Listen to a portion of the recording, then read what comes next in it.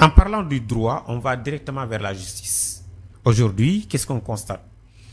Une justice multiple au Sénégal, c'est-à-dire selon les commentaires de certains.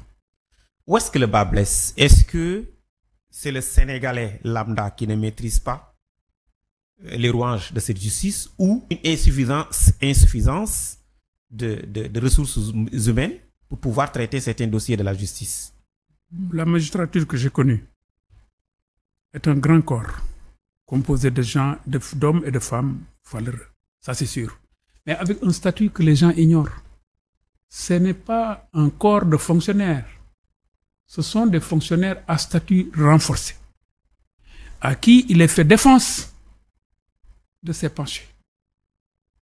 Ils peuvent pas argumenter en réplique contre ce qui est dit sur leur manière de faire, en tout cas d'agir. Mais dans l'état de droit, au centre de l'état de droit, il y a la justice. L'administration la plus importante de l'état de droit. Et quand on parle d'état de droit, on parle de démocratie, on parle de république. L'administration la plus importante du projet d'état de droit, c'est la justice. Une justice forte et crédible. Je pense que quand même, la justice sénégalaise, elle est forte, elle est crédible. Maintenant, j'entends comme tous les citoyens qu'il n'y a pas de justice. Je l'entends ici, je me promène à New York, peut-être je l'entends, en France je l'entends, partout. Voyez vous-même. Une certaine indépendance est beaucoup plus demandée. Les citoyens le disent, et je pense que c'est une très bonne chose. Quand les citoyens le disent, ça peut être commenté. Mais quand un homme de la justice sort de la justice et le dit, c'est autre chose. Attendez. N'allons pas jusque-là pour le moment. Je veux juste vous dire que quand dans une démocratie, moi j'entends ça, cela me rassure. Parce que c'est l'expression vraiment citoyenne, la plus citoyenne qui soit, vitupérée contre sa justice. C'est citoyen, c'est un acte citoyen. Ça fait plaisir. Mais les juges jugent. Et les juges jugent tous les jours. Les magistrats requièrent tous les jours. Mais après, ils s'emmurent dans le silence de leur statut. Maintenant, Dieu nous garde de la disparition de l'institution judiciaire ou de son affaissement dans ce pays. Parce que ça veut dire la crise de la justice, c'est la crise de l'État, dans sa globalité. La colonne vertébrale de l'État, c'est la justice. Elle s'écroule, l'État s'écroule. Vous allez au Rwanda en 1994, il n'y avait plus de justice, il n'y avait plus d'État. Vous allez en ex-Yougoslavie en 1994, il n'y avait plus de justice, il n'y avait plus d'État. Mais si le peuple... Non, attendez. Si le et peuple c'est pourquoi le Conseil de sécurité s'est substitué à ce manque de justice et d'État pour créer des tribunaux ad hoc. Comment s'appelle le pays? La Somalie a disparu parce qu'elle n'avait plus de justice sous Ziad Barre. C'est pas le cas du Sénégal. Mais si le peuple se sent lésé, comment voulez-vous que ce même peuple réagisse? Moi, je ne sais pas ce que c'est que le peuple. Vraiment, je ne sais pas. Le peuple en tant que tel, j'ai l'habitude de le dire, c'est l'ensemble des peuples qui forment le peuple. Attendez. Moi, quand trois personnes se mettent devant un truc pour dire le peuple ou la nation, je me perds. J'attendrai, c'est pas ce que j'ai appris. Quelle est la définition du peuple? Non, c'est pas ce que j'ai appris à l'école. D'accord. C'est pas ce que j'ai appris en faculté de droit. Et donc, moi, je me dis, ce sont des mots. Le peuple. Mais le peuple, c'est nous tous. C'est nous tous. Je ne peux pas être là avec mes trois amis et dire le peuple ou Askanui. Comme on a l'habitude de dire. Askanui, c'est la nation, non? Ça, c'est des mots, je préfère ne pas répondre. Le citoyen. Si un citoyen se sent lésé par la justice, vous voulez lui dire qu'au Sénégal, il y a une justice indépendante, il y a une justice libre, forte, qui agit. Crédible au nom du droit. Forte et crédible. Quelle note aurez-vous donné aujourd'hui à la magistrature sénégalaise si elle je ne peux pas noter la magistrature. Là, je ne peux pas noter la magistrature. Mais moi, je sais que je suis citoyen évoluant dans un état de droit. Ailleurs, je serai médiateur de la République pour venir dans ces dédales de la, je sais pas quoi, des Almadies, je me serais retrouvé escorté. Je n'ai pas besoin d'être escorté. Chaque jour, pour aller acheter mon pain, je mets mon jean. Je vais seul à la boulangerie. Où est le problème? Et vous croyez que pourtant, écoute, mes responsabilités auraient dû exiger que je sois entouré. Non.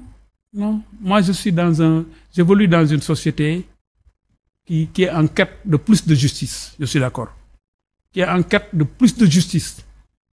Qui est en demande de justice chaque fois. Parce qu'elle est exigeante. Elle tient à sa liberté. Ça, je suis d'accord.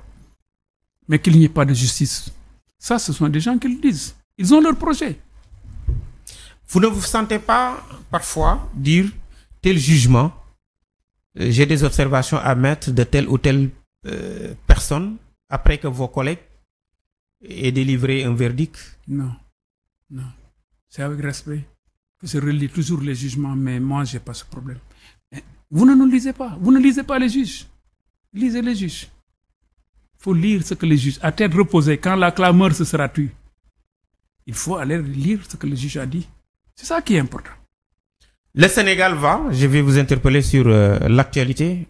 Le poste de Premier ministre est revenu dans notre constitution. Quelle lecture vous en avez? Je n'ai pas de lecture.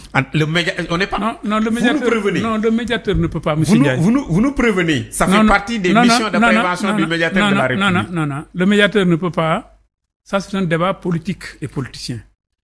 Nous allons entrer encore dans la politique parce que vous devez servir au moins à nos politiciens d'une prévention avant d'y arriver. Non. Parlons des élections. Le médiateur ne peut pas arriver dans la Constitution. Parlons des élections. Aujourd'hui, le Sénégal, dans un mois et quelques jours, ira vers des élections législatives. Quelle lecture le médiateur a-t-il?